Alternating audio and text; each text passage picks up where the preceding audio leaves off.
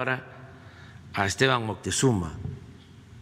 Quiero nada más agregar que estamos muy satisfechos, agradecidos por la labor que realizó Esteban Moctezuma como secretario de Educación Pública y por lo mismo estamos también muy convencidos, seguros de que vamos a tener en Washington, vamos a tener en Estados Unidos un buen representante, un buen embajador, una persona con principios, preparada, nacionalista, conocedor de los principios de la política exterior de nuestro país, sobre todo de los principios de no intervención y de autodeterminación de los pueblos y de cooperación para el desarrollo. De modo que le damos la palabra a Esteban y muchas gracias. Muchas gracias, señor presidente.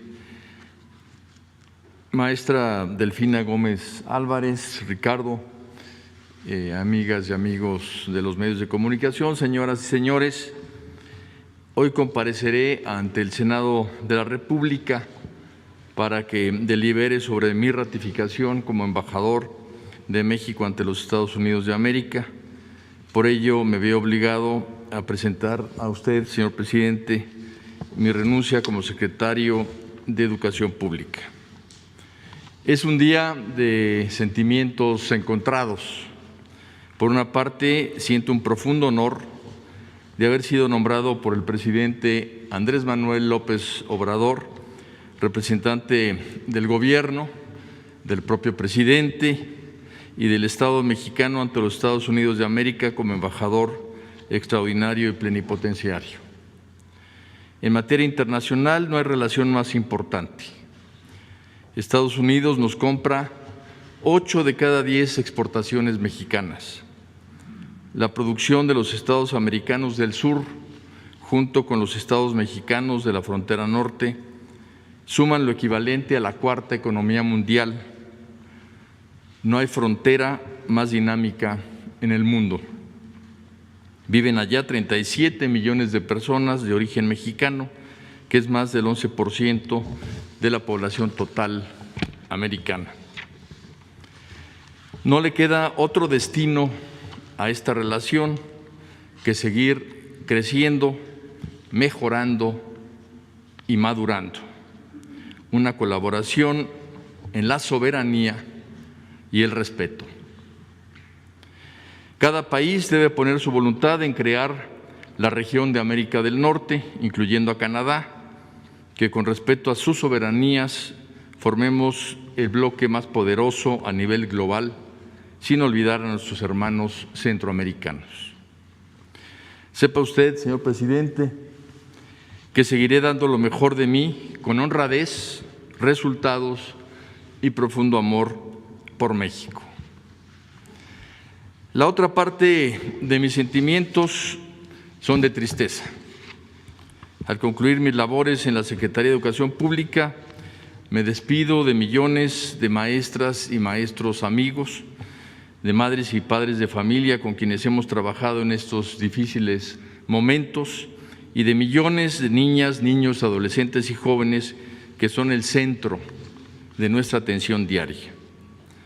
Agradezco, señor presidente, haberme dado la oportunidad de coadyuvar junto con usted en importantes avances en materia educativa que logramos con el esfuerzo suyo, de toda la Secretaría de Educación Pública, la Secretaría de Hacienda y Crédito Público, el Gobierno Federal, el Congreso y los Estados de la República. Quiero mencionar muy brevemente 10 de ellos. Primero, se revalorizó a nuestras maestras y maestros que han mostrado ser insustituibles. La revalorización no son palabras. En este año que la SEP cumple 100 años de existencia, usted tomó la decisión de nombrar a la primera maestra como cabeza del sector educativo. México se lo aplaude.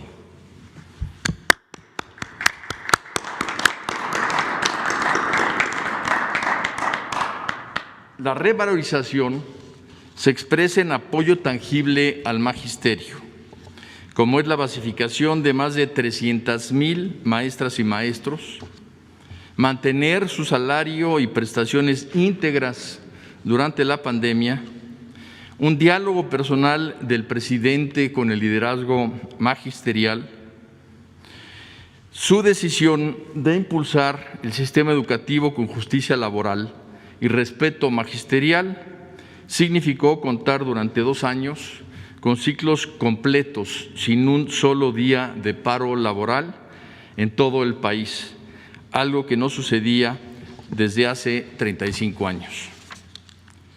Segundo, la pandemia obligó que madres y padres de familia regresaran a atender a sus hijas e hijos en su aprendizaje. La formación del hogar junto con la escuela son un equipo inseparable. Ya lo logramos, no lo olvidemos. Tercero, se impulsó la educación personalizada. Muchos docentes afirman que hoy están más cerca de sus alumnas y alumnos que cuando estaban frente a grupo. Este es uno de los postulados de la nueva escuela mexicana, atender a cada estudiante de acuerdo a sus circunstancias. Cuarto, tenemos un nuevo artículo 3 constitucional que envió usted, presidente, al Congreso el 12 de diciembre de 2018 y 3 nuevas leyes secundarias, que son el faro que guía la educación nacional, una educación con equidad, de excelencia, inclusiva e integral. Quinto, estos no son postulados constitucionales inertes, son un programa de acción. Así, equidad se traduce en apoyar a quien más lo necesita. Por ello, el presidente creó el programa La Escuela es Nuestra, que ya llegó a más de 51,000 escuelas, 1 de cada 4, empezando, por supuesto, por las de más alta marginación y seguirá hasta cubrir a todas ellas. Equidad se tradujo en más de 11 millones de becas para niñas, niños, adolescentes y jóvenes para hacer posible su vida escolar. Equidad significa 140 escuelas universitarias Benito Juárez en lugares en donde los jóvenes nunca pensaron ver a un profesor y menos a una escuela superior. Sexto, excelencia, que significa mayor preparación magisterial. La pandemia nos forzó a dar un salto histórico hacia adelante en materia digital. Se capacitaron más de 1 millón de maestras y maestros y 20 millones de alumnos en el uso de herramientas digitales. Así como en 1963 nació el libro de texto gratuito, en 2020 nació la educación digital, que llegó para quedarse. Gracias al programa impulsado por el presidente, Aprende en Casa 1, Aprende en Casa 2 y el que tocará instrumentar a la maestra Delfina, Aprende en Casa 3. Esto, más el compromiso del señor presidente de Internet para todas las escuelas, será un avance sin precedente. Excelencia también significa mejorar los contenidos de los libros de texto gratuitos. El presidente nos instruyó a iniciar con civismo y ética, mismos que ya circulan como la primera aportación a la formación humanista de nuestras niñas y niños para que abracen valores universales que son la base de la verdadera felicidad. Excelencia significa que lo que se aprende ayude a vivir de mejor manera.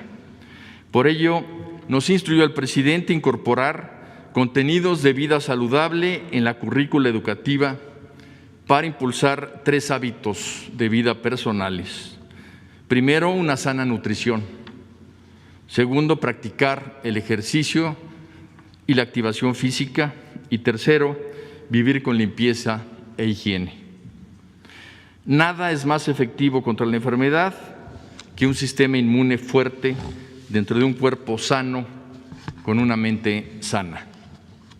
Séptimo, por su parte, la inclusión es abrir el servicio educativo a las comunidades indígenas de todo el país en su propia lengua e incluir a las comunidades afromexicanas tal y como se ha venido haciendo.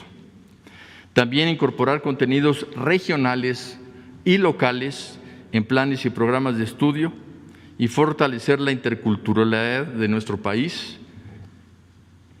postulado hoy constitucional.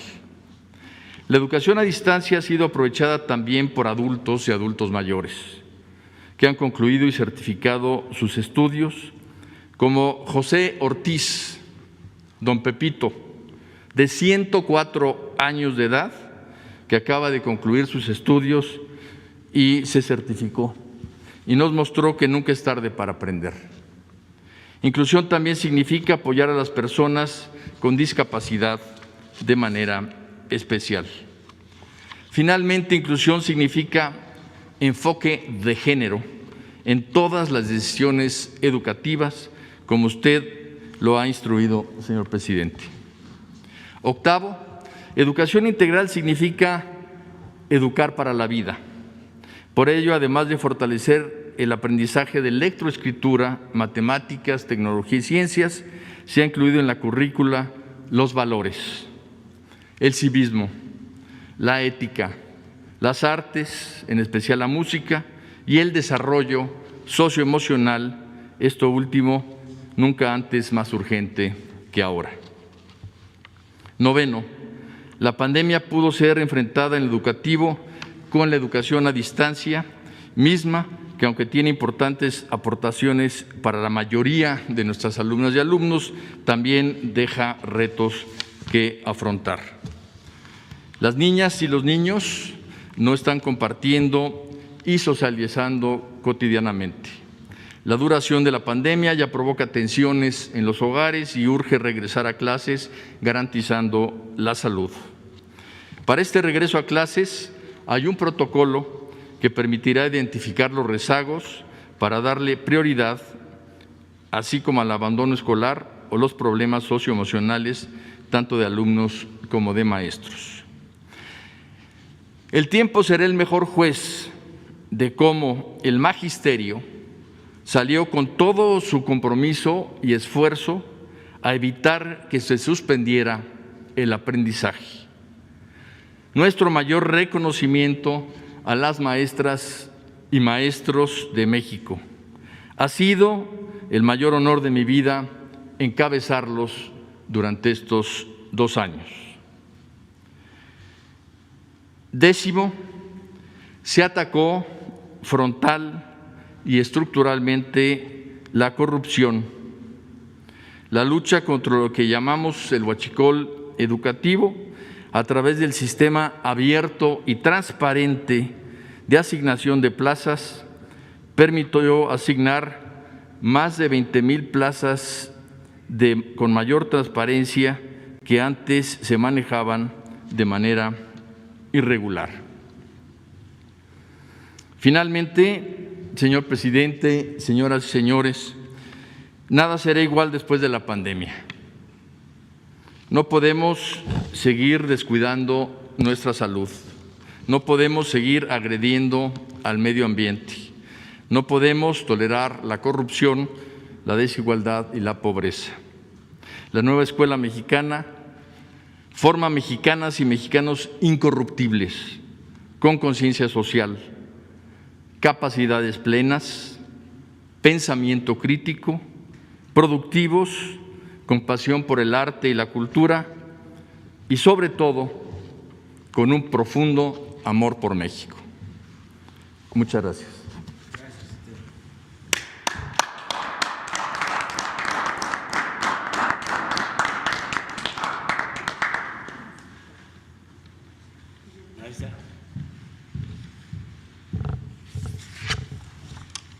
Con su permiso, señor presidente, maestro Esteban Moctezuma, medios que nos acompañan esta mañana, compañero Ricardo.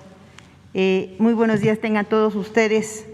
Saludo con mucho cariño a quienes son la motivación central de nuestra tarea educativa, a nuestros queridos niños, niñas, adolescentes y jóvenes, así como a mis extraordinarios maestros y maestras, a las madres de familia y padres de familia, así como a los tutores y tutoras, a las autoridades gubernamentales y educativas de los estados, en fin, a cada hombre y cada mujer que día a día, a lo largo y ancho del país, hacen posible con su esfuerzo y dedicación educar a millones de alumnos en cada región y comunidad de México.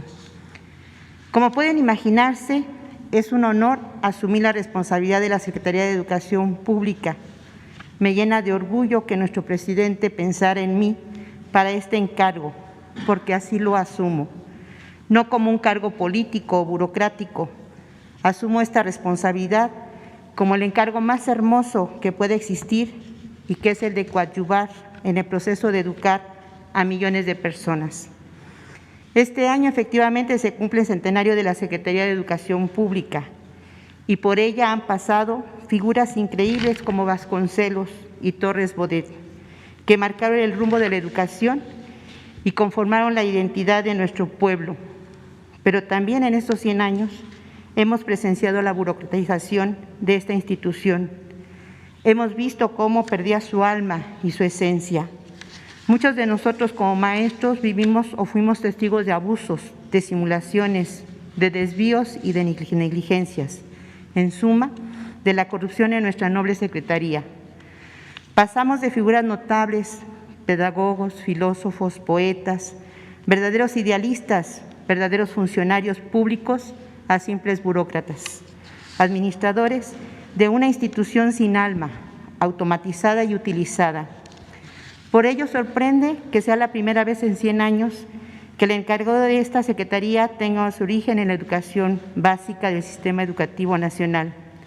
Repito, sorprende que sea la primera vez que una profesora de educación básica asuma la responsabilidad de esta Secretaría. A diferencia de muchos, yo no solo estudié los problemas de la educación mexicana, yo no solo leí los diagnósticos o las recomendaciones de algunos especialistas en la materia, yo los viví. Yo viví las reformas desde el aula, frente a grupo, y cuando ocupé el cargo de directora escolar, desde la escuela municipal. Por ello, al reflexionar si esta experiencia que tengo me hace merecedora de este encargo, me contesto que no. No es esa experiencia solamente lo que me puede hacer ese cargo merecedora, sino que al contrario, me legitima. Me legitima porque me llena de honra que si a ella le sumamos los resultados de otros encargos que he tenido a nivel estatal, municipal y federal, entenderán que no solo puedo asumir este encargo, sino lo haré con legitimidad y honradez, con gran pasión y amor, porque sé que esta gran oportunidad que se está dando al magisterio a través de una servidora permitirá que en administraciones futuras sea un maestro quien ocupe dicho cargo. Hace 2 años inició el cambio de la Secretaría, su limpieza, su despertar, pero hoy ese cambio no solo debe continuar, como lo ha hecho efectivamente el maestro Esteban Moctezuma de manera contundente, sino también deberá adquirir mayor velocidad y profundidad. Y si bien en estos 2 años se aprecian muchos logros tanto legislativos como pedagógicos, así como una administración del gasto responsable, aún queda mucho por atender. No debemos olvidar los abusos de la época neoliberal sobre el sistema educativo nacional. Y no lo debemos olvidar porque ello nos servirá de referencia para todo aquello que no se debe de repetir. No olvidamos, por ejemplo, el abandono de nuestras escuelas públicas, el simular un avance tecnológico con la adquisición de infraestructura millonaria, cuando lo que pedíamos desde los salones de clase era mejorar los sanitarios, pintar los salones, tener los servicios en plenitud y el personal mínimo para garantizar y ofrecer un servicio digno a estudiantes y profesores. No pedíamos lujos, solo pedíamos lo mínimo. La respuesta a esas solicitudes solo fue el silencio y un proceso de privatización, en donde la brecha entre escuela privada y pública cada vez era mayor. No olvidaremos cómo se estigmatizó el trabajo del docente, cómo se nos reprobó en los medios de comunicación a través de una evaluación que, lejos de ser una evaluación, era simplemente una manera de frenar y de tener al magisterio bajo sus manos. Fue una verdadera tragedia lo que hicieron con la imagen del maestro, sin considerar el compromiso, el esfuerzo del maestro, quien, a pesar de las limitaciones y deficiencias de su entorno, desempeñaba su función con compromiso, responsabilidad y amor, producto de su vocación, y ofreciendo a los niños y niñas, jóvenes y adolescentes lo mejor de cada uno de ellos. Tampoco olvidamos el abandono de la niñez y la juventud. La supuesta obligatoriedad de la educación no puede estar solo en manos de los maestros. También se requiere de la participación y colaboración de los padres de familia, del gobierno municipal, estatal y federal, así como de la sociedad en general, promoviendo y realizando un trabajo en conjunto. Tampoco olvidamos cómo los contenidos fueron centrándose en las necesidades que el ambiente neoliberal y la globalización exigían. Se perdieron los valores, la conciencia de clase, el humanismo, todo se perdió en favor de una supuesta competencia y productividad. ¿Dónde quedaron los libros de texto, las asignaturas y contenidos que nos formaron como mexicanos? Reconozco los resultados que durante sus poco más de 2 años de trabajo al frente de la Secretaría de Educación Pública entrega hoy el maestro Esteban Moctezuma Barragán. Quiero agradecerle de manera muy personal y reconocer como maestra el esfuerzo que ha hecho. Y también quiero agradecer el haber trabajado coordinadamente durante las últimas semanas, en donde pude tener la oportunidad de tener un primer acercamiento precisamente para garantizar precisamente la entrega ordenada de esta Secretaría.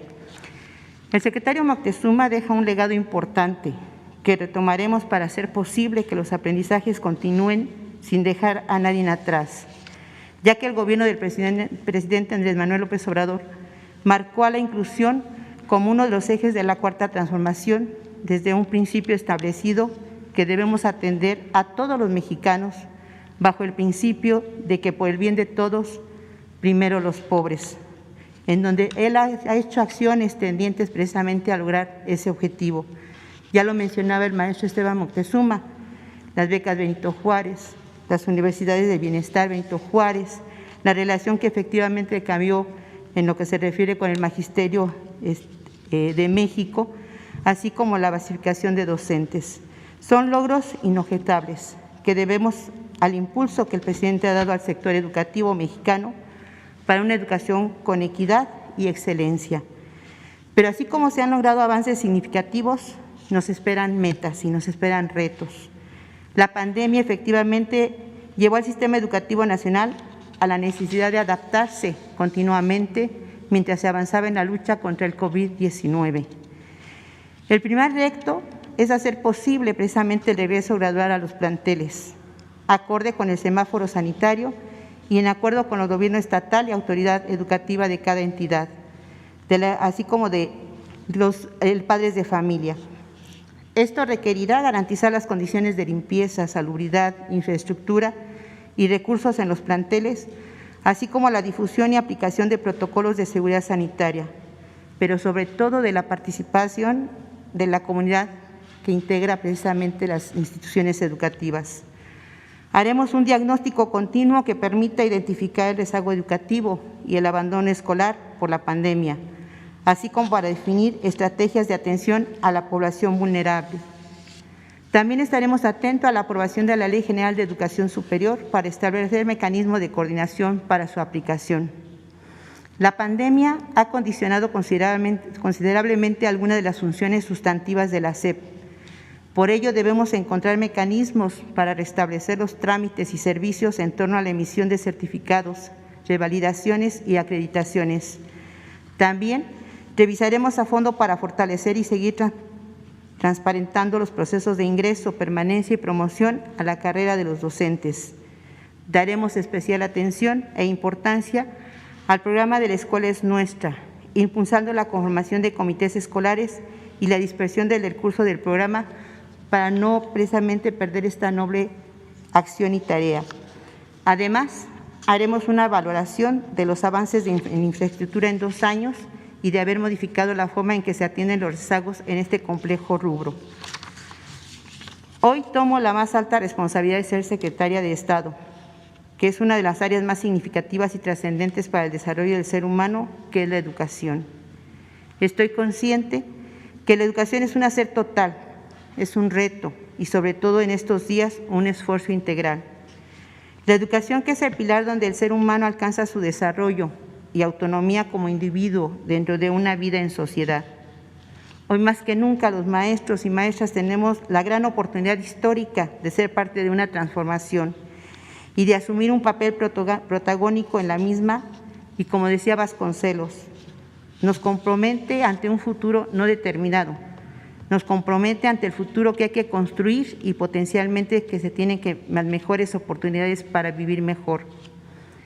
Sé lo que implica este reto, estoy consciente del entorno social y actual, así como de los problemas que ha traído la pandemia, pero también sé del gran reto que están asumiendo con responsabilidad los maestros. Por eso mi reconocimiento a todos y cada uno de mis compañeros, y al mismo tiempo los convoco para que asumamos ese reto de que sean las escuelas nuestras, que regresemos a eso que tanto amamos, que es precisamente la impartición de clases, que no tengamos este temor de posar el primer punto de lanza de esta sociedad para volver a esa nueva etapa que tenemos después de una pandemia. Hoy recuerdo con gran cariño aquella frase que expresé en el juramento normalista que decía: vivo en tiempos difíciles, de hambre, de envidias intelectuales, de compulsiones caóticas, de hostilidades inaceptables, pero a la vez en un mundo lleno de esperanza y de fe. La esperanza de poder transformar la realidad actual, ofreciendo al ser humano la oportunidad de una educación digna y coherente con las necesidades actuales y, como dijo José Martí, más libre y más generosa con el desarrollo del individuo. La fe que deposito en los maestros, que son quienes se convierten en el motor para la transformación del ser humano, comprometido ante un futuro que hay que construir, convirtiéndose, como dijera Vasconcelos, en una utopía necesaria y posible. Por ello, cuando se me hace la invitación de trabajar y desempeñar esta función, me siento muy honrada, y a mí me han enseñado que debo de honrar lo que se tiene como confianza y se entrega como esa posibilidad. Y me emociona mucho el que se puedan trabajar bajo las líneas de acción que nuestro presidente ya comentó y que estoy de verdad muy de acuerdo porque es la base de una educación. La primera acción es precisamente nuestros maestros. Dar un trato digno a los maestros, basado en el respeto a la labor que desempeñan y la confianza de que en sus manos ha depositado la formación de nuevas generaciones y que por ello es necesario retomar la formación docente desde sus inicios, el rescate a los normales y los planes de formación permanente. Esto como parte integral para la reivindicación de la imagen del maestro. Recordemos que no se puede mejorar la calidad de la enseñanza sin la participación comprometida de los maestros.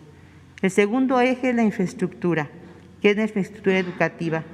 Dar un nuevo impulso a la rehabilitación y construcción de espacios educativos.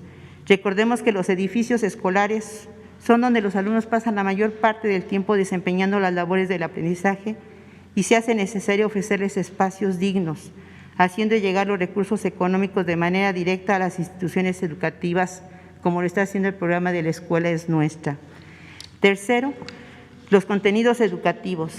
Se tiene que mejorar los contenidos educativos en relación con la realidad que estamos viviendo, y esto es con la participación indudablemente de los maestros y maestras, pues son ellos quienes viven de manera directa las necesidades reales y la manera en cómo abordarlos, dando una importancia especial al fortalecimiento de los valores culturales, morales, donde se afianza el civismo, la ética, la fraternidad y el amor al prójimo, así como a la alimentación y la salud, que precisamente es parte importante de una educación integral, no olvidando el deporte, la cultura y las artes. Como lo plantea el presidente Andrés Manuel López Obrador, es como un tronco común el humanismo, y de ahí la técnica, la ciencia, las matemáticas, la física, la biología y demás áreas, partiendo siempre del humanismo. Cuarto, manejar el apoyo de becas para los estudiantes, que ha sido un verdadero apoyo para las familias y para nuestros jóvenes, nuestros niños, para que no haya deserción y sirva de sostén para una buena alimentación y una mejor calidad de vida. En estos planteamientos se basa la transformación que se propone lograr, precisamente tratando de lograr seres reflexivos, críticos y propositivos, en lo que podemos, lo que debemos y lo que tenemos que hacer, invariablemente con la participación comprometida de nuestros padres de familia, nuestros maestros y la sociedad en general. Tampoco podemos perder de vista que es en beneficio de la formación de nuevas generaciones y el logro de una nueva escuela mexicana, democrática, nacional, humanista, equitativa, integral, inclusiva, intercultural y de excelencia, en donde también consideraremos a nuestros pueblos originarios, a nuestras personas con discapacidad, a nuestros deportistas, a nuestros artistas, a nuestros artesanos, porque eso es lo que pretende precisamente la formación de nuevas generaciones, seres humanos ante todo, que sirvan a un país con amor y con dedicación, que es nuestro querido México. Por ello, yo agradezco mucho esa oportunidad que me da, señor presidente, de verdad, muchas gracias. Quedo con ese compromiso ante usted y ante la sociedad, y al mismo tiempo expreso mi deseo de que tenga mucho éxito nuestro compañero Esteban Moctezuma en esta nueva responsabilidad, que sé que lo va a hacer con mucho amor también, y quedo a sus órdenes. Buen día a todos. Gracias.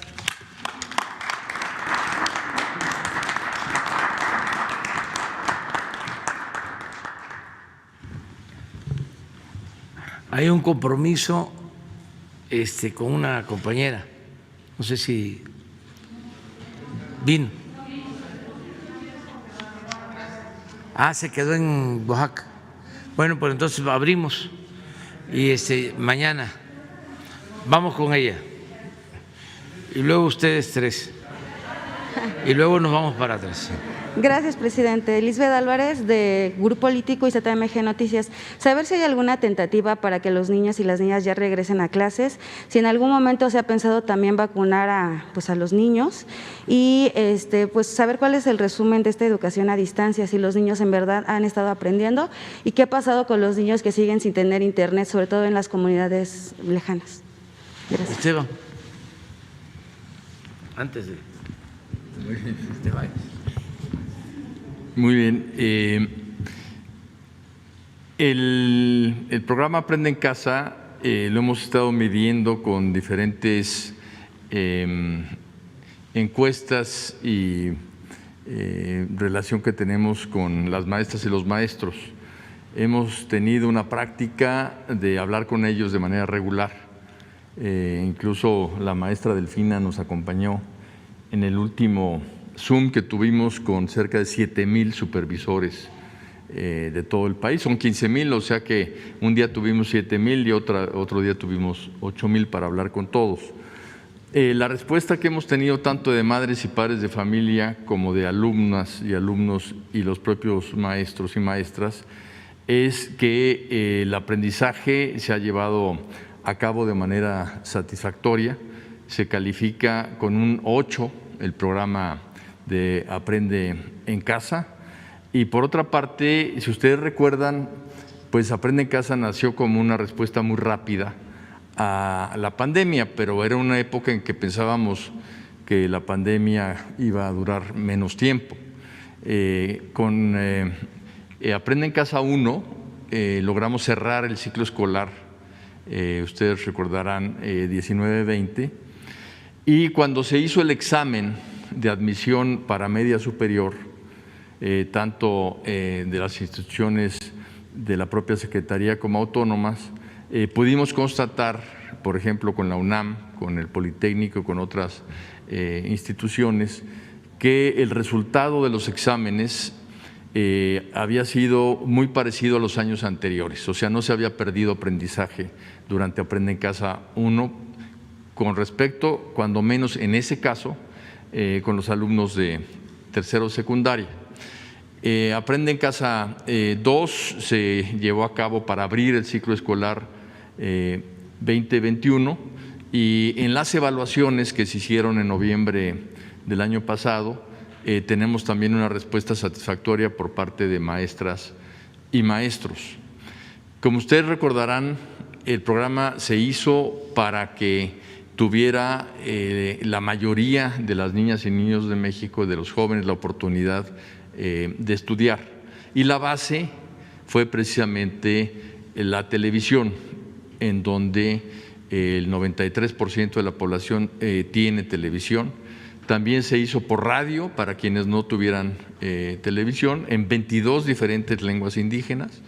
Y en el caso de la CONAFE, que es la Comisión Nacional de Fomento Educativo, se llegó a cerca de 750,000 niñas y niños con cuadernillos y con una atención directa, en donde los líderes educativos comunitarios, se les conoce como LECs, que son muchísimos, son cerca de 35,000, iban a las comunidades cuando menos 2 veces por semana.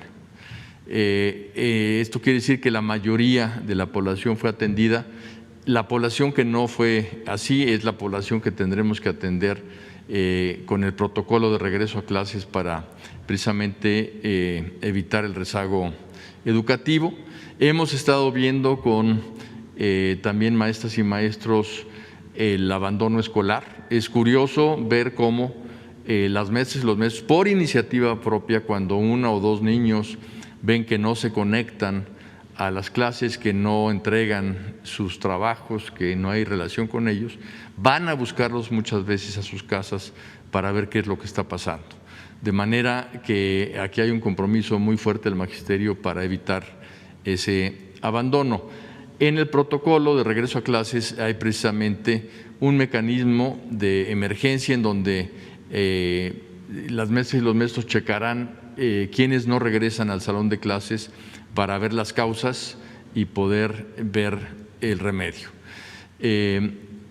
Por otra parte, muchísimas niñas y niños gradualmente fueron mudando de televisión a Internet, al grado de que cerca del 60–65% de niñas y niños ya estaban estudiando a través de Internet y no de televisión. Y curiosamente esto lo hacían mayoritariamente a través de telefonía celular, o sea, usaban como herramienta digital el celular. De manera que las cifras que tenemos son cifras que nos hablan de que en esa proporción se ha logrado llegar a las niñas y a los niños al aprendizaje y a la participación de padres y madres de familia en este aprendizaje. En cuanto al regreso a clases, ya hay muchas escuelas en el país que ya regresaron a clases y que han aplicado el programa de crear en la escuela un centro de aprendizaje comunitario. Esto quiere decir que las niñas y los niños, las madres y los padres de familia e incluso cualquier persona de la sociedad puede ir a la escuela a utilizar, en el caso que lo tenga, las computadoras, a hablar con las maestras y los maestros, a tomar alguna clase específica, con un protocolo que habla de que el número máximo que tiene la escuela es del 30% de alumnas y alumnos por día, de manera que a lo largo de la semana sí pueden ir la totalidad de niñas y niños que quieran. Este centro de aprendizaje comunitario se puede instalar en semáforo amarillo y es voluntario tanto para niñas y niños como para maestras y maestros. En cuanto el semáforo pase a verde, ya se puede iniciar las clases presenciales. Es una decisión que no toma el gobierno federal. El gobierno federal lo que hace es decirle a las escuelas: ya se levantó la restricción sanitaria, ya puedes abrir las clases. Y el señor presidente de la República determinó precisamente que para acelerar este regreso a clases, en los estados en que se logre el semáforo verde, se vacunará, como ya se hizo en Campeche, al magisterio. Y una vez vacunados, pues ya pueden regresar con toda seguridad. Tengo entendido que la secretaria es una de sus primeras actividades ir a Campeche precisamente para ver con el Estado el regreso a clases. Gracias. ¿Y en algún momento se ha pensado en vacunar a los niños? Sí,